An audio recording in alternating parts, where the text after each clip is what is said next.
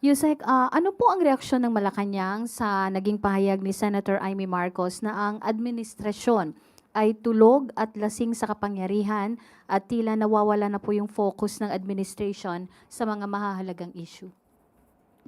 Napanood po natin mismo, personal, ang nasabing pagsasalita at pagtatalumpati ni Senator Amy Marcos sa INC rally kagabi.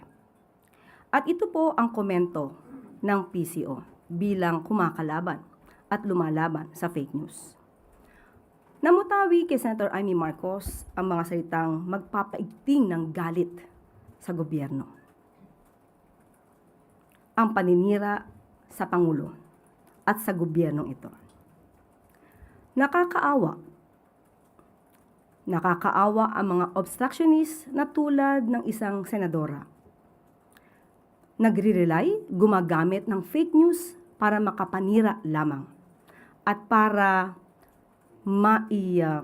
kalat ang mga ganitong klaseng maling impormasyon. Pero mas nakakaawa ang mga taong pumalakpak habang nakikinig kay Senator Amy Marcos. Dahil malamang hindi nila alam na ang mga sinasabi ni Senator Amy Marcos ay mga kwentong walang basihan. Nakakaawa dahil malamang ay hindi nila alam na sila ay ginagawa lamang mangmang. Bakit natin sinasabi na walang basihan ang kanyang mga sinasabi? Dahil pinag-iigting niya ang galit sa mga farmers at mga mangingisda na mga kababayan natin at sinasabing walang tulong na pinapaabot ang gobyerno. Hindi natin alam kung Senator Amy ay bulag, nagbubulag-bulagan o talagang pinipikit lamang niya ang mata niya sa katotohanan para magamit siya sa paninira sa gobyernong ito. Marami na po ang naipaabot na tulong ang ating gobyerno, lalong-lalo na sa ating mga magsasaka at sa mga mangingisda. Ilan lamang ito sa ibibigay ko sa inyo na mga ebidensya. June 30, 2026, 186 Pangasinan fisherfolk received livelihood grants. Bago lamang po ito.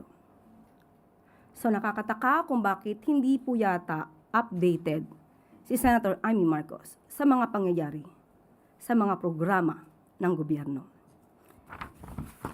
At April 12, 2026, PBBM strengthens support for farmers and fisherfolk.